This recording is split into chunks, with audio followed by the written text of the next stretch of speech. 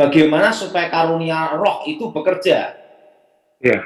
Nah, dia ngajarin saya satu aja. Kunci utama harus mengalami baptisan Roh Kudus.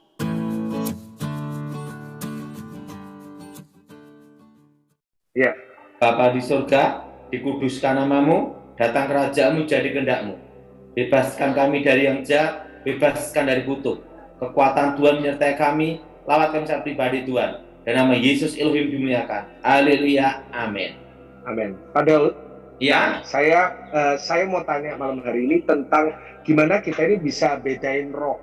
Nah, kan Pak Daud kan pernah bilang sama saya, gimana cara kita bedain orang ini palsu atau enggak, yaitu lewat bedain rohnya. Nah, gimana bedain roh? Karena beberapa waktu yang lalu ada yang WA ke saya, dia bilang ke saya, kamu hati-hati loh sama pendeta-pendeta yang bisa ngusir-ngusir setan. Takutnya mereka kerja sama setan, ngomongnya kayak gitu. Gimana? Gini, nah, sebenarnya gini ya, karunia membedakan roh itu diberikan Tuhan kalau kita melangkah dalam doa pelepasan. Iya. Dan itu perlu pengalaman rohani. Iya. Nah, kedua, kan Alkitab berkata dari buahnya lah kamu akan tahu. Iya. Nah, buah-buah pertobatan. Nah, yang ketiga, dalam kasus-kasus kerasukan itu banyak kejadian itu yang asli kerasukan itu mungkin hanya 30-40%, bahkan 20%. Tetapi 50-60% itu kasus kejiwaan, histeris namanya. Iya. Nah, untuk membedakan roh itu dari Tuhan atau bukan, itu dari buah-buah pertobatan, Michael. Menurut Michael gimana? Benar Pak, setuju itu. Kita tidak boleh menghakimi, Michael. Ya. Nah, saya percaya sekali ada satu hal yang Michael ya, yaitu Tuhan membela firman-Nya. Amin. Nah, percaya enggak Michael bahwa orang berdosa pun bisa dipakai Tuhan? Amin. Nah, apakah Tuhan membela dosanya? Tidak. Tuhan membela firman-Nya. Amin. Makanya yang penting itu firman itu diberitakan, baik maupun tidak baik, gitu Michael. Iya, amin. Nah, ini pengalaman saya tentang karunia roh ya Michael ya. Iya Pak. Yang ngajarin saya pada waktu itu tentang Roh Kudus itu hamba Tuhan, bukan orang terkenal Michael. Iya. Itu kakak kelas saya. Iya.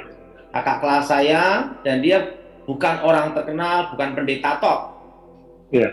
Nah, waktu itu saya tanya sama dia, bagaimana supaya karunia roh itu bekerja? Iya. Nah, dia ngajarin saya satu aja. Kunci utama harus mengalami baptisan Roh Kudus. Iya.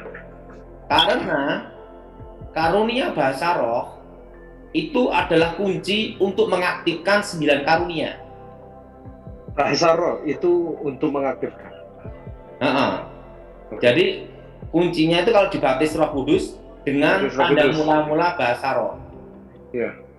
Ini pendapatnya kakak kelas saya itu, Michael. Iya.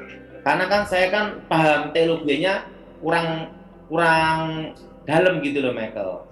Iya, Pak. Saya kan hanya taunya dasar-dasar iman, Michael. Iya. Dan menurut saya itu sudah cukup dalam hidup saya. Gitu. Iya. Nah, apa yang terjadi? Dia beritahu saya, kalau engkau mengalami baptisan Roh Kudus dengan tanda mula-mula bahasa roh, karunia roh itu harus dikobarkan dan bahasa roh itu diaktifkan setiap saat harus ada. Iya. Dan hubungan pribadi dengan Tuhan, roh ketemu roh namanya. Iya. Allah itu roh, sembahlah dalam roh dan kebenaran. Amin. Amin. Tapi bahasa roh itu digunakan untuk doa pribadi. Iya. Nah, jangan di tengah jalan berdoa bahasa roh, dikira orang gila dari mana. Benar. Setuju, Michael? Setuju banget Mas. Nah, setelah saya mengalami baptisan Roh Kudus dengan tanda mula-mula bahasa roh, saya tanya sama dia, bagaimana tentang pengaktifan karunia? Iya. Waktu itu dia beritahu saya gini, tentang karunia itu adalah seperti pelangi. Pelangi itu satu tapi cahayanya macam-macam. Iya. Nah, dan dia beritahu saya, Roh Kudus itu adalah sumber dari 9 karunia. Betul nggak, Michael? Betul, betul, Pak. Nah, dia beritahu saya, Ya. Roh Kudus adalah sumber dari 9 karunia. Nah, Pasti, amin. kalau Roh Kudus ada di dalam diri kita, secara otomatis sebenarnya 9 karunia itu sudah ada. Amin. Amin. Tetapi harus diaktifkan, yaitu harus melangkah. Ya.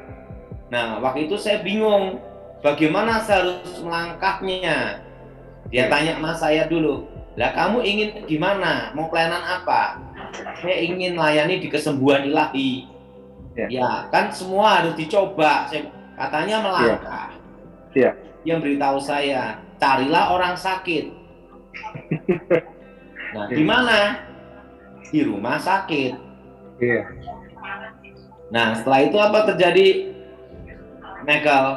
Iya, Pak. Pergilah ke rumah sakit, tepatnya di Solo, di Panti Kosala. Iya. Ada orang sakit tipes kronis. Iya. Komplikasi, dokter memberitahu tidak boleh duduk maupun berdiri karena penipisan usus gitu loh. Iya. Bisa rontok katanya. Nah, waktu itu saya ke rumah sakit cari dulu yang seiman, kedua yang sakitnya ringan lah, betul nggak? Iya, betul. Untuk coba-coba. Coba dulu. Nggak taunya saya jalan ke situ dapat yang penyakit komplikasi. Setelah itu ususnya itu tipes dan rontok, bisa mati kalau berduduk atau berdiri. Iya. Nah, waktu itu langsung saya angkat tangan, saya berdoa bahasa roh. Saya doa bahasa roh sampai kencang-kencang gini, Michael. Kenapa? Anda kurang yakin. Karena apa Anda kurang yakin? Nanti habis doa masuk penjara. Aduh, gimana nih? Waduh, tanda ini terjadi. Makanya saya tahu kalau di gereja ada doa kurang ini, tanya aja kamu kurang yakin ya. Aduh. Tiba-tiba dapat suara. Bangunkan dia, suruh duduk, lompat berdiri. Yesus. Lah, saya kaget, ini suara Tuhan atau bukan? Ini kalau bukan suara Tuhan, habis doa masuk penjara kan gitu. Iya, benar. Nah, karena saking paniknya saya tambah gini. Terus, kenapa? Itu bukannya karena terlalu kuat iman, karena bingung. Ini suara Tuhan atau bukan gitu loh. Tapi suara itu mengatakan dengan jelas, bangunkan untuk berdiri. Nah, saya bingung. Kalau saya melangkah, kalau ini suara Tuhan, kalau bukan gimana? Betul nggak, Michael? Betul, Pak. Nah, kalau dia langsung rontok mati, aduh, urusan polisi lagi. Nah, waktu itu saya berdoa, saya ambil keputusan melangkah. Saya ngomong sama bapak ini, Bapak berdengun, berdiri, gitu. Dia gini, nggak boleh. tak pegang pundaknya, tak suruh lompat. Kalau tak lempar dari situ, dia duduk berdiri dan terjadi sembuh. Wow. Berikan tepuk tangan semuanya ya. Dan apa yang terjadi? Langsung sembuh. Langsung dokter cek semua sembuh. Waduh. Nah, tetapi kan saya ini tidak suka yang namanya itu direkam, diupload. Saya kurang suka, Michael. Itu secara pribadi loh ya, Michael ya. Iya.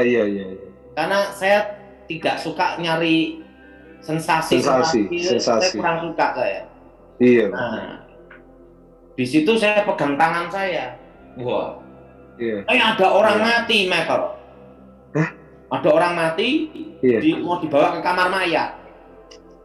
Tak pandang langsung, iman belum nyampe, Michael. Yang hidup aja susah, apalagi yang mati. Saya pikir Pak Dawat bangkit karena. Nah, apa yang terjadi, Michael?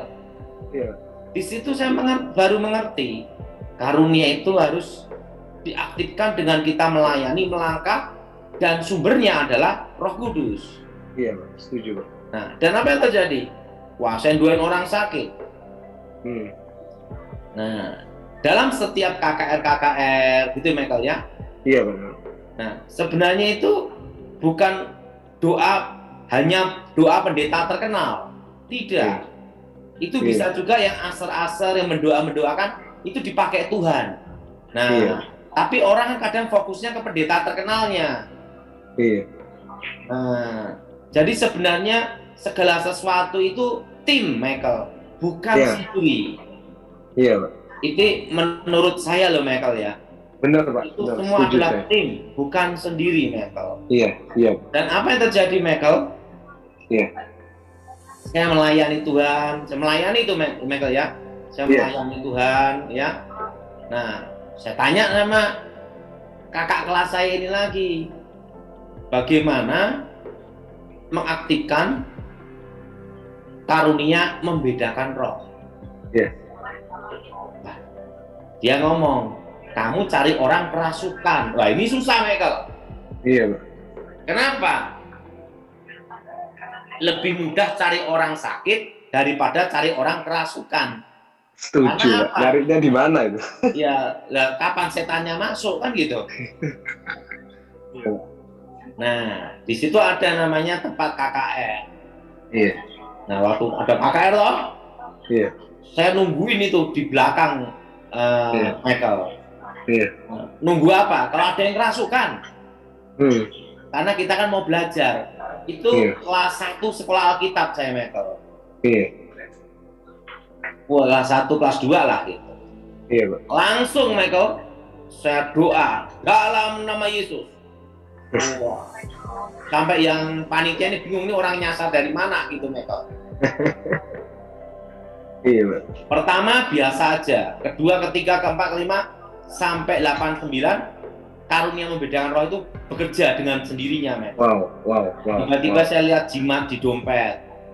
Nah, itu kelas 1 sekolah Alkitab tuh, Michael. Nah, tiba-tiba saya lihat ada kuasa-kuasa gelap, melihat kuasa-kuasa gelap. Nah, roh-roh jahat. Nah, tahu nggak, Michael? Di Zoom ini pun juga karunia membedakan roh itu bekerja itu gimana caranya? Waktu itu saya bingung mau melayani Tuhan. Kita kan biasanya tatap muka. Bener, Pak. KKR gitu ya. Ini kalau Zoom gimana ngelihatnya kan gitu loh. Iya. Setuju. Nah, saya berdoa sama Tuhan. Tuhan beritahu saya, apakah aku Tuhan hanya jarak dekat? Gitu, Michael. Iya. Wow. Nah, langsung waktu Zoom pertama, kedua langsung bekerja, Michael. Karunia membedakan roh itu. Luar biasa. Tapi sebenarnya itu kalau hati kita tulus, tidak cari panggung dan sensasi, kuasa Tuhan itu bekerja, Michael. Amin. Tapi gimana, Pak? Ada orang yang meskipun juga bisa nunjukin tandanya, tapi sebenarnya ujung-ujungnya sesat, Pak. Nah, terus itu gimana? Makanya gini ya, Pak Gilbert lumayan dong. Iya. Ini kan pembimbing saya. Iya. Waktu saya mau terjun pelayanan, dia tidak boleh langsung. Iya. Dia minta saya harus sekolah Alkitab sampai lulus. Nggak lulus, harus lulus sampai 3 tahun minimal. Wow.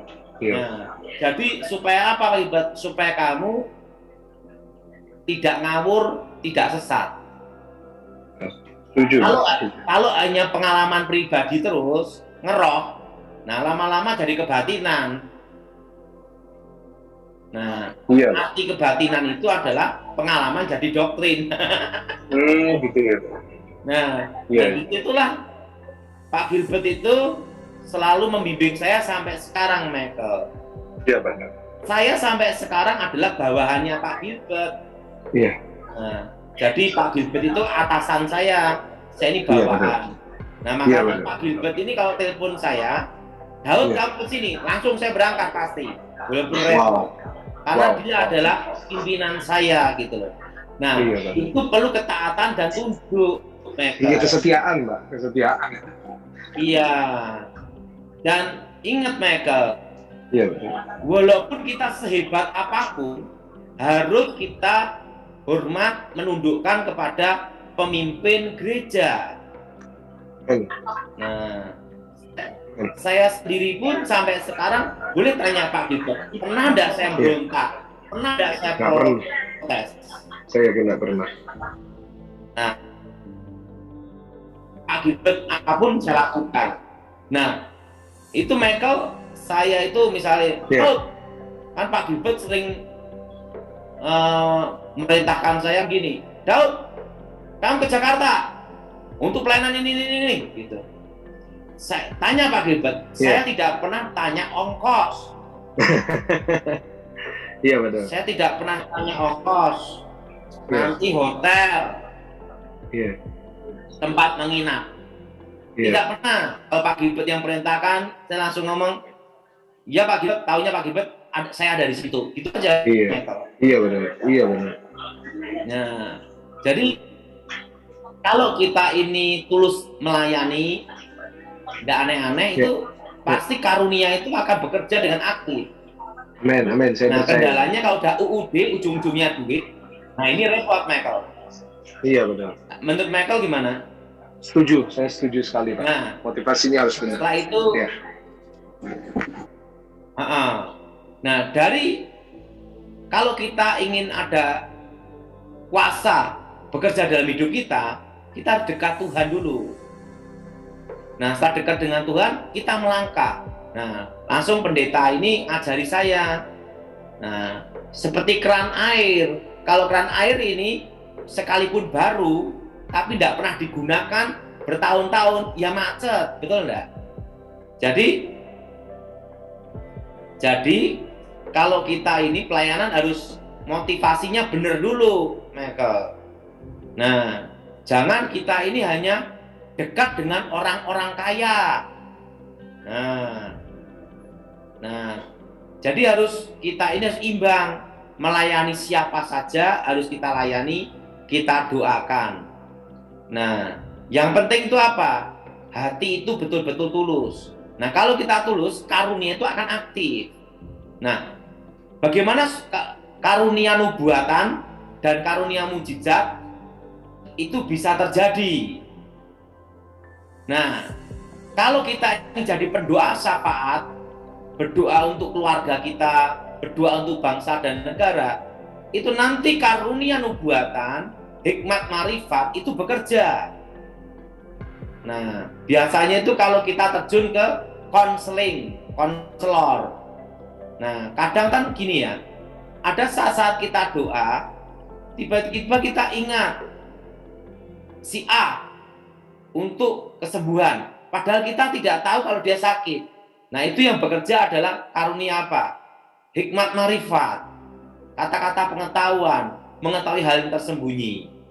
Jadi intinya itu satu, saudara harus melangkah. Kedua, hati yang tulus. Urapan itu bekerja, kuasa itu bekerja, kalau kita punya komitmen pelayanan yang benar. Nah, siapa yang setuju angkat tangan? Jadi, saudara tidak usah cari saya. Saudara bisa berdoa sendiri, melangkah. Nah, tapi harus saudara mengalami kuncinya itu dulu, baptisan Roh Kudus. Dan bahasa roh itu tidak diajarkan. Ingat itu, bahasa roh itu tidak diajarkan, tapi roh sendiri yang bekerja mengaruniakan.